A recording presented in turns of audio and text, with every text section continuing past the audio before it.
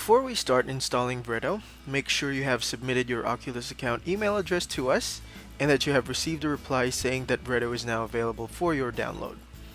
Please do this now if you haven't, or proceed if this is done. To start downloading VReddo, first you have to go to your Navigate tab, point and shoot to the search icon on the right, type in VReddo,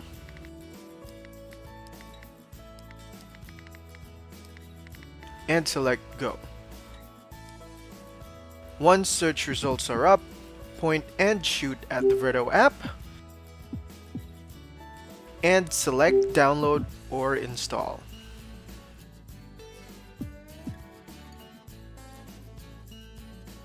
Once it's done downloading, it'll automatically install.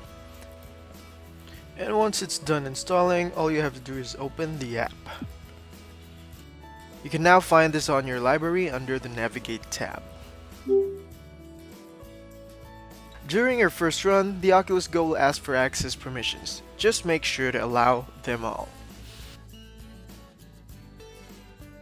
Once VReddo opens the first time, it'll ask for your PIN.